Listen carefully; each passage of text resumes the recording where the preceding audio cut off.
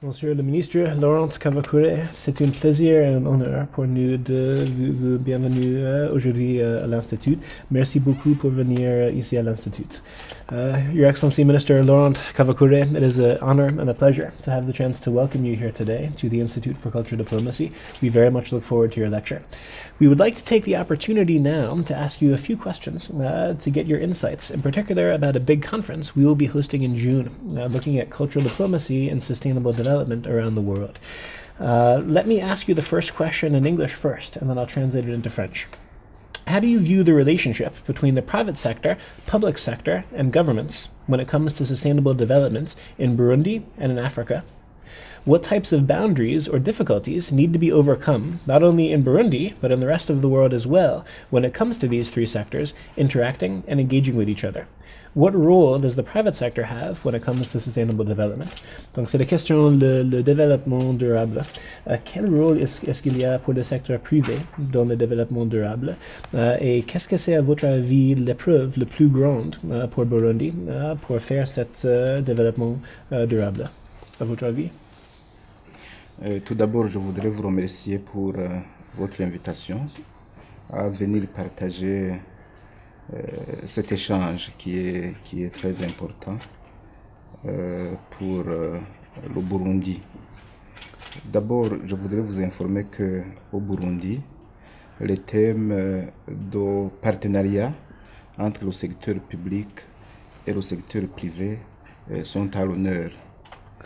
Le Burundi a des ressources très limitées.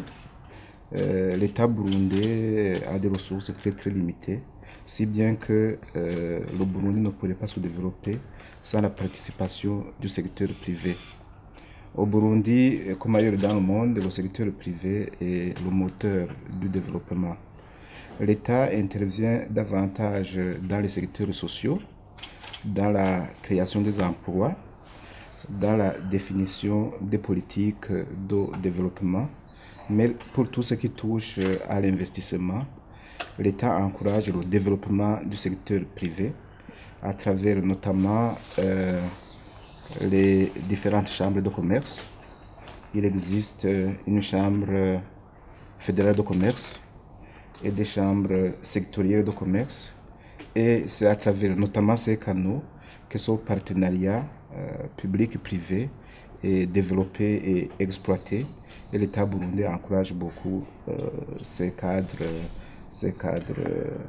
de dialogue. D'accord, merci. Alors la seconde question, est-ce que les programmes mis en place par le Fonds monétaire international et la Banque mondiale pour des programmes d'ajustement structurel et qui ont été acceptés par le Burundi peuvent-ils affecter les chances pour le Burundi de mettre en place un développement durable? Au Burundi, nous avons une toute autre approche. Ces programmes d'ajustement structurel qui nous sont proposés par les institutions internationales, les institutions de Bretton Woods, nous les prenons avec beaucoup de pincettes. Parce qu'au Burundi, pour notre développement, d'ailleurs c'est une expérience que nous avons déjà essayée maintenant à 2 reprises, nous privilégions une approche participative et inclusive qui tient compte des besoins de notre population. Maintenant, nous sommes en train de promouvoir, d'organiser une conférence internationale sur le Burundi pour trouver des financements pour le cadre stratégique de croissance et de lutte contre la pauvreté, deuxième génération. C'est un programme qui est prévu pour 4 ans. C'est la deuxième génération.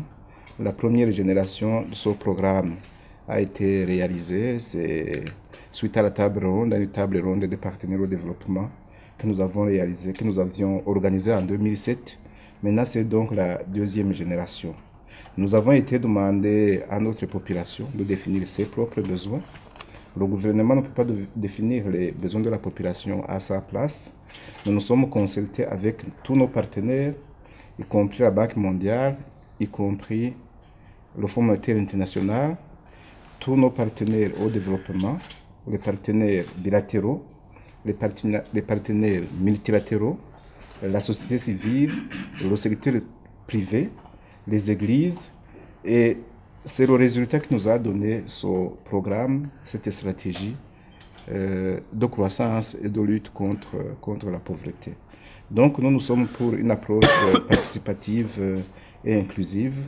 Ça nous paraît beaucoup plus garant de succès que des solutions qui nous sont proposées et qui sont élaborées ailleurs pour nous.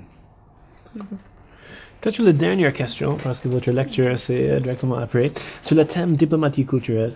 Avec la réconciliation, le Burundi a utilisé le sport et aussi la culture vraiment pour prendre les gens ensemble.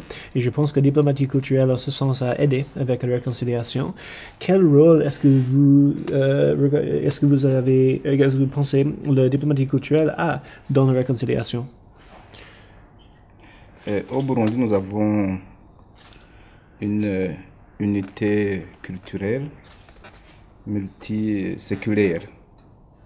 Nous avons une langue commune, nous avons les mêmes croyances religieuses, nous avons les mêmes traditions, nous avons les mêmes coutumes.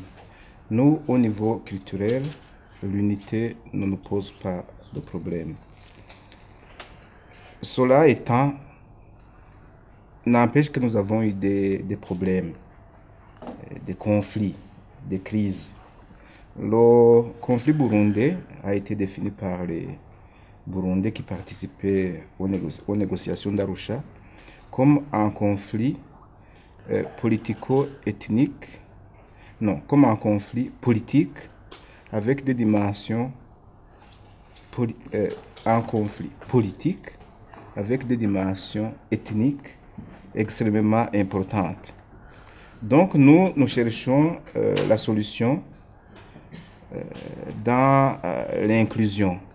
Nous cherchons la solution dans l'élimination de tous les facteurs d'exclusion qui nous ont conduits aux violences que nous avons connues. Il va sans dire que dans le programme de réconciliation nationale, nous allons beaucoup privilégier des solutions, des approches qui soient beaucoup plus proches de notre culture et de notre tradition. La majorité de notre population étant rurale et étant très attachée à la culture. C'est ainsi que dans les communautés de base, dans les communautés à la base, de tels programmes ont été déjà mis en pratique et que dans plusieurs régions du pays, même s'il y a encore des populations déplacées et des populations qui sont restées résidentes dans les collines, la réconciliation a déjà été faite et est une réalité vivante. Okay. Donc, merci beaucoup pour ces réflexions. C'était un honneur d'avoir cette petite interview avec vous et c'est un grand plaisir pour nous maintenant d'avoir l'occasion de votre lecture. Donc, merci beaucoup encore une fois, Monsieur le Ministre. Merci. Merci beaucoup. Merci beaucoup.